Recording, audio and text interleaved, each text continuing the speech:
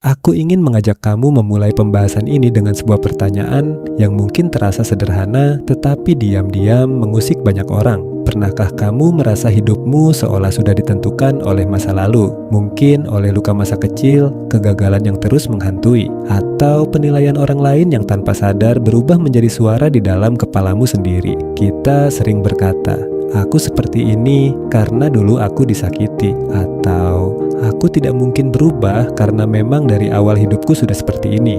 Kalimat seperti itu terdengar masuk akal, bahkan terasa nyaman karena memberi alasan mengapa kita tetap berada di tempat yang sama.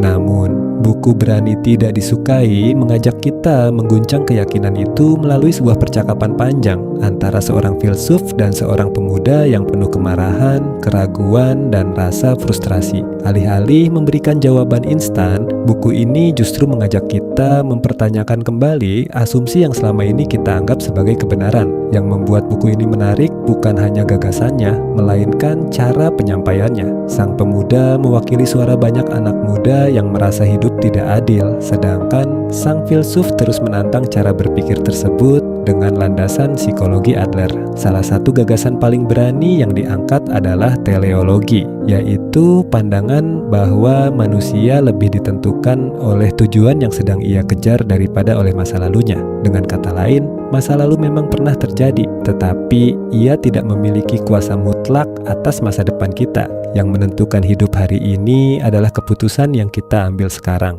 Di tengah dunia yang dipenuhi perbandingan sosial, tekanan untuk selalu berhasil, dan rasa takut gagal, gagasan ini terasa seperti ajakan untuk merebut kembali kemudi hidup kita sendiri. Mungkin karena itulah buku ini begitu menyentuh banyak pembaca. Ia seolah berkata bahwa kamu bukan sekadar kumpulan luka, kamu bukan sekadar hasil dari kesalahan orang lain. Kamu masih memiliki ruang untuk memilih. Ketika seseorang mulai berhenti mendefinisikan dirinya berdasarkan penderitaan, perlahan ia juga mulai membuka kemungkinan untuk menjalani hidup yang berbeda. Disinilah keberanian untuk bahagia yang dimaksud buku ini muncul. Bahagia bukan hadiah yang datang setelah semua masalah selesai, melainkan keberanian menerima diri sendiri, berkontribusi kepada orang lain, dan tidak terus-menerus hidup demi pengakuan. Pesan ini terasa sangat relevan bagi anak muda yang seringkali merasa nilai dirinya bergantung pada jumlah pengikut, prestasi, atau validasi dari lingkungan. Namun, justru karena gagasannya sangat kuat, buku ini juga layak dikritisi dengan kepala yang dingin. Adler menolak pandangan etiologi yang populer dalam psikoanalisis Sigmund Freud,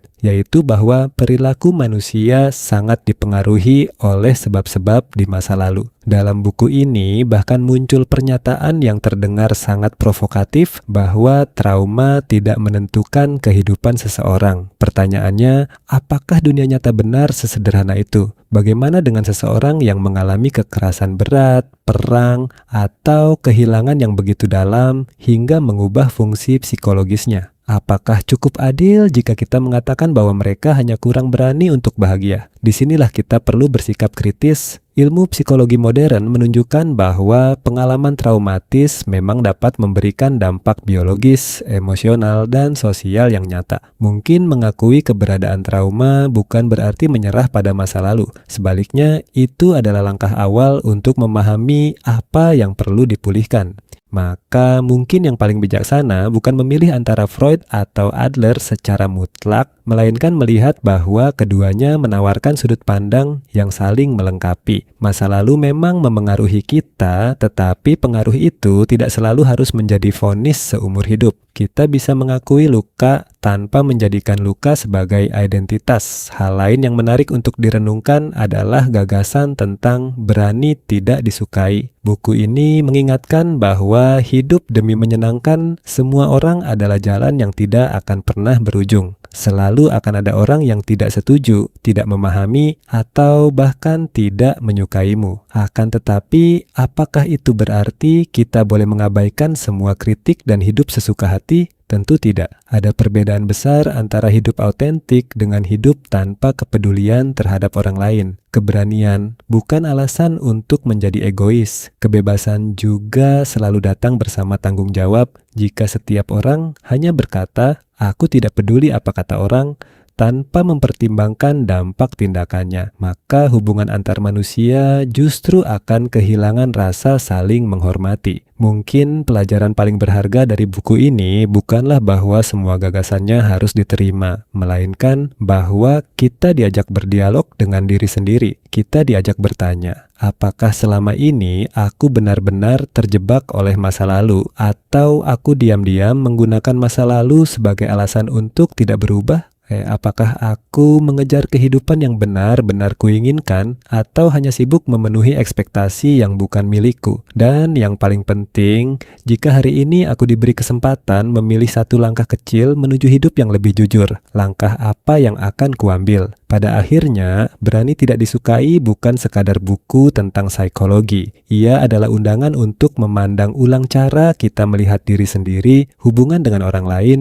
dan arti kebahagiaan. Tidak semua gagasannya harus disetujui, tetapi hampir setiap halamannya mampu memancing percakapan yang layak direnungkan. Mungkin keberanian terbesar bukanlah menjadi orang yang selalu benar, melainkan menjadi seseorang yang terus bersedia belajar, berubah, dan hidup sesuai nilai yang diyakininya. Dan disitulah perjalanan ulasan ini kita akhiri. Jika setelah mendengar ulasan ini, kamu merasa ada satu pertanyaan yang terus mengganggu pikiranmu, jangan berhenti sampai di sini. Bacalah Berani Tidak Disukai secara langsung agar kamu dapat berdialog dengan gagasan sang filsuf dan sang pemuda tanpa perantara. Rasakan sendiri bagaimana setiap percakapan dapat menantang keyakinan yang selama ini kamu pegang, sekaligus membantumu menemukan sudut pandang baru tentang kebebasan, keberanian, dan kebahagiaan. Rujukan ruang baca, akses literasi, serta tautan referensi digital buku ini telah disematkan di kolom deskripsi video untuk mempermudah kamu mendapatkan bukunya. Selamat membaca dan semoga setiap halaman yang kamu temui menjadi awal dari percakapan yang lebih jujur dengan dirimu sendiri.